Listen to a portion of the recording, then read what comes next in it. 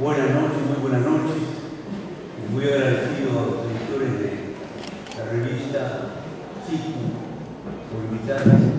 Ellos me invitaron a hacer una presentación de la revista, pero la revista ha sido bien presentada y muy bien presentada por los fundadores que me han seguido. Yo quiero subrayar dos o tres ideas que se me han venido a la mente leyendo la revista. He leído y la he releído. Yo tengo una particular inclinación, afecto por Puno, por varias cosas. Uno que proviene de la historia, el nombre que más me llega, digamos, a la reflexión y la emoción es Encinas, su gran maestro, el mejor maestro que tenía el Perú y el mejor rector que ha tenido San Marcos. Pocos saben que Encinas estuvo vinculado desde su más temprana juventud con el movimiento obrero anarquista de Lima. Figura en la protesta. Es decir, y alguna vez se declaró cuando era senador en épocas posteriores, dijo: yo soy más avanzado que los comunistas. Hay una forma de confesar sus antecedentes anarquistas, pero como rector removió los cimientos de esta universidad, nombró profesores a personajes como Carlos Ortega de Alvar, como Luciano Castillo, que había sido expulsado de la Universidad de Trujillo por estudiantes rebeldes. Y no solo eso, sino que nombró profesor de San Marcos a un hombre que más tarde sería un traidor, pero que entonces era un hombre perseguido y un intelectual brillante y joven, Eulogio Rodríguez. Eso es una cosa. Y otro es que me dio una gran amistad con Ernesto More, no confundir con Federico More. Federico fue un periodista brillante, un prosador extraordinario, pero hombre de derechos. Sin embargo, rindió homenaje a Mariátegui el día mismo de la muerte de Mariátegui.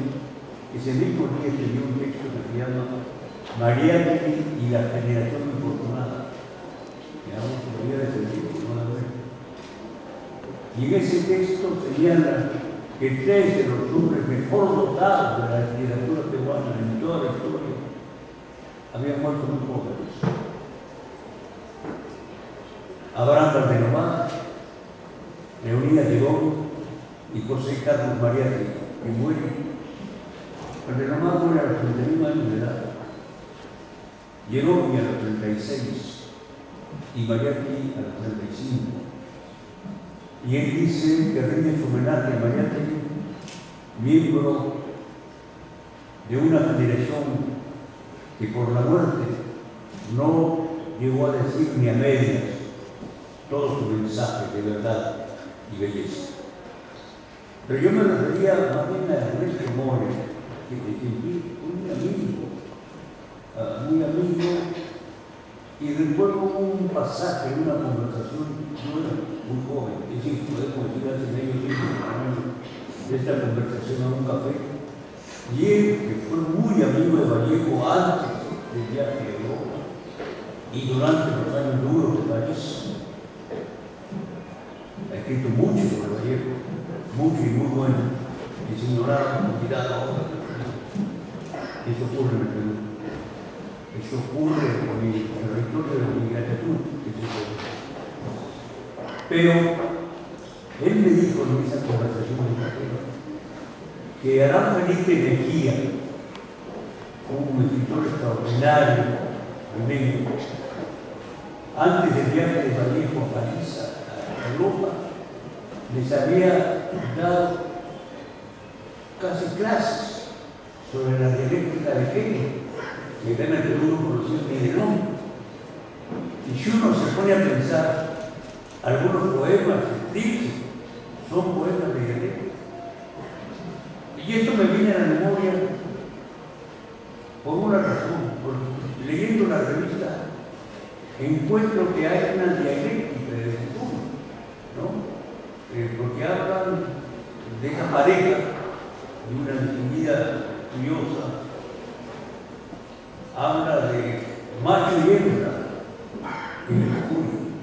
Es decir, la dialéctica eterna también en la cuestión. Yo pensé mucho, leyendo esta revista, en una cosa que puedo decir que me sorprendió y me resultó muy grato, una especie de confesión de parte en alta voz de que se proponen hacer una revista de cultura no sectaria, abierta a las diversas opiniones, a los diversos sectores del conocimiento de la literatura, del arte, de la historia, de la música y, obviamente, de los estudios. Y varios artículos, el del profesor Luis Manda, ¿no?, que señala que el círculo resulta siendo un signo sólido de identidad, el diseño sonoro de una memoria colectiva. Antonio Machado es el gran poeta español, extraordinario poeta español, un hombre de una cultura muy vasta, particularmente de la filosofía alemana, que huyó de España y murió casi en la frontera poco después de arribar a Francia, a donde llegó con su madre, moribunda casi, y él muy enfermo, gracias a un hombre que está vinculado a tomar el gran periodista español Corpus Juárez, que creó la escuela de periodismo. Corpus Juárez estuvo junto con Antonio Machado en esa emigración huyendo de la guerra civil.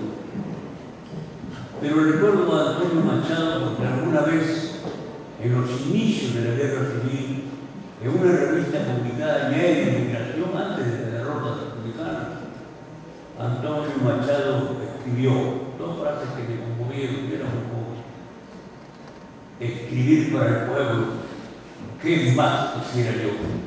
Una. Y la otra frase que me sorprendió, me asombró: en España, todo lo que no encontró es pedantería. Un exceso quizás, pero efectivamente, si uno recorre el panorama de la literatura clásica de España, desde Cervantes, Quevedo, Lope de Vega, hay una señal de pueblo, de lenguaje de pueblo, de escenario de pueblo. Y además, si uno recorre la música española, donde está la huella de África, un español, un psicólogo ha dicho recientemente, la música española es africana. ¿Por qué? Una herencia de los modos. Entonces, esa gran música española que ha nutrido parte de la música también peruana, ¿no es cierto?, eso nos hace pensar que en efecto hay allí ese mensaje de los sicurios, de recuperar, más allá de los distintos que del límite metropolitano o aymaras, lo que importa, creo yo, es que este es un país dividido en trance de vida. Maretti dijo que Perú era un país, una nación en formación, y llamó a unir al Perú. El ensayo sobre el regionalismo y centralismo es un llamado a no dividir al país, sino a construir una nueva unidad, que lo dice, sobre bases nuevas. Y creo que los aportes diversos, complicados, heterogéneos que hay en la música y en el arte, en la cultura de las diversas regiones, hay los elementos para la construcción de un Perú distinto, mejor, más justo y sobre todo más justo. Leyendo la revista se me vino a la cabeza un libro que leí hace poco. Yo no lo había comprado porque apareció recién por razones obvias, soy profesor de San Marcos y director de un diario paupérrimo. Si yo le digo que me debe 10 meses, van a decir que se cierra. No son 9 meses, 10 meses, son 9 meses y medio. ¿Por qué sigo ahí? Yo debería ir. Sigo ahí porque es una pregunta, no es cliché. De tal manera que yo soy un privilegiado con los mayores libros que menciono, no podía comprarlo. Me refiero al libro La civilización del espectáculo de Mario Vargas. Por supuesto que tengo discrepancias profundas con Mario, de naturaleza política. Y por supuesto que a la izquierda hay amigos distinguidísimos míos que han criticado este libro. Pero creo que contiene elementos de diagnóstico válido, porque en el mundo entero hay un ataque del neoliberalismo, del capitalismo salvaje contra la cultura. Mario quizás comete un error cuando habla de alta cultura y baja cultura. No existe esa frontera, no existe esa frontera. Félix Grande, gran poeta español contemporáneo, digo todavía felizmente, admirador incondicional de Vallejo, en un congreso mundial de poesía en España dijo: ¿qué sería de nosotros los poetas sin César Vallejo? Pero en un ensayo sobre el gran folclorista argentino Eduardo Falú, un ensayo titulado Variaciones sobre un solo tema, Eduardo Falú escribió que puede haber una sinfonía que sea una de Fesio y una canción popular que sea femenina. Lo mismo ha dicho, con palabras parecidas, García Márquez respecto a una melodía que escuchó en Milán y una niña visita a Panamá, invitado por Omar Torrijos, asesinado por García, por supuesto, por nacionalista, por patriota. Pero García Márquez fue llevado a la avión presidencial a una población, a una aldea venezolana, y escuchó en la voz de una niña de 12 o 13 años una canción sublime. Y le contó eso a Torrijos al regresar. Dijo: yo quiero volver para escuchar esta canción. Y Torrijos, que también tenía alma de artista, le dijo: ya no la vas a escuchar más, aunque le digas que cante, es otro momento. La niña estaba sola, nadie la escuchaba, le iba a criticar o aplaudir. En su soledad le costó la canción. Si vamos a incorporarla, no lo vas a hacer. Pero en fin, eso nos revela que los hombres avanzados de la política, de la literatura, no solo en el Perú, sino en el mundo, comprueban que hay que acudir a las raíces antiguas, que hay que preservarlas. Mucho se habla de si el folclore debe quedar estático, inmóvil, congelado. No se trata de eso. Se trata de que se transforme, como dice alguien, como los ríos, que fluyendo siguen siendo el mismo río. Entonces, hay cosas que se desfiguran. Arguedas, y algunas veces hemos ido al Consejo Nacional al Secretario de Folclore. Una vez que fuimos, él visitó todos los camarines de la bailarina y le dijo: ustedes, si cantan música guapa, deben vestirse como vestido de metal. No pueden formar igual a los cuneños. Ahora ustedes saben, como cuneños, los que son del sucunismo cuneño, que hay una deformación grosera, surgida puede, digamos, de los cafés, de la bailarina, de la vedette, que no debe persistir.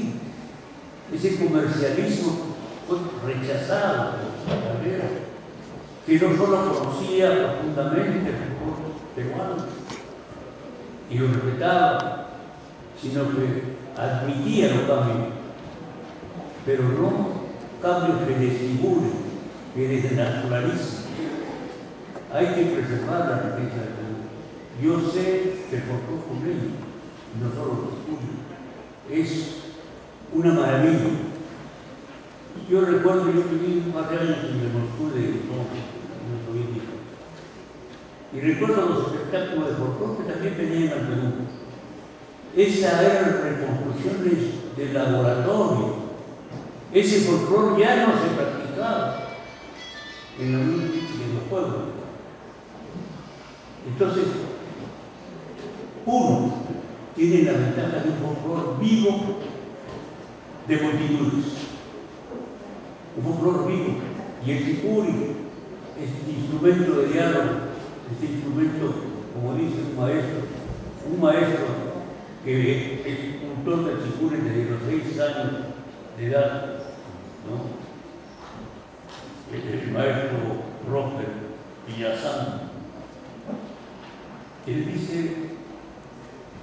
eso, ¿no? Que hay que preservar sin, por supuesto, cooperar. Y espero, dice en su artículo de esta edición de Sicuri, espero que no nos dejen, mejor dicho, que nos dejen de vincular con grupos terroristas. Esa es una advertencia, una alerta de este maestro, ¿no? Es muy peligroso desfigurar también en ese ámbito las tradiciones. Cada uno tiene, obviamente, como convoca y diferentes opiniones, opciones y prácticas y acciones, por supuesto, y sobre eso no nos pronunciamos. Pero el hecho de desfigurar y aprovecharse de nuestras tradiciones, eso sí me parece condenable. No va a ir el Perú adelante si no se dan cuenta con esos errores y esas aventuras.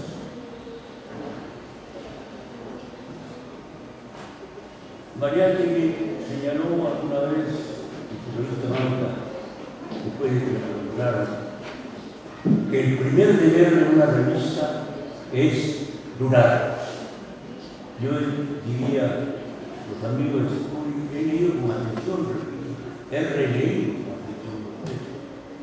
Me alegra la revista de Gutiérrez, me alegra el texto de Kiko García, sí, me alegra todo. Y por eso mismo me alegra que no sean tan ambiciosos como para salir a cada rato, se anuncian trimestrales, señal de sobriedad. Y también, por eso mismo, yo recuerdo la frase de Mariátegui pidiendo que perseveren, pidiendo que duren.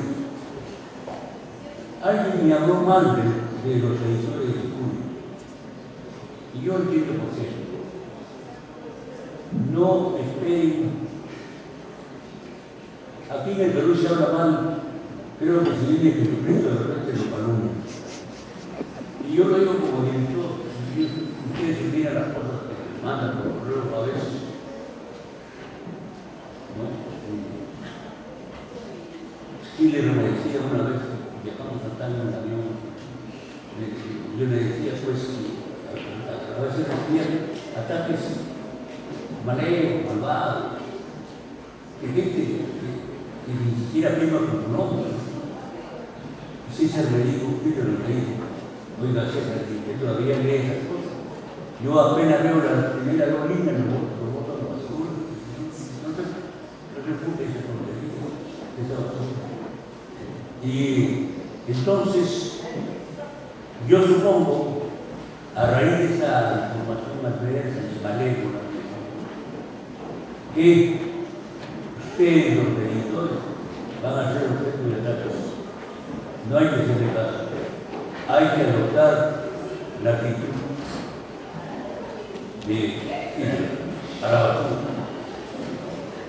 Dijo Rubén Darío, pasó una piedra que lanzó una onda, pasó una flecha que aguzó un Llorente. La piedra de la onda se fue a la onda y la flecha del odio se perdió en el viento. A eso hay que poner Darío y Durán. Y no contestar. La bajeza no se responde con bajeza. Yo diría que en lugar de escribir la espada, hay que escribir, hay que sacar la ley. Gracias.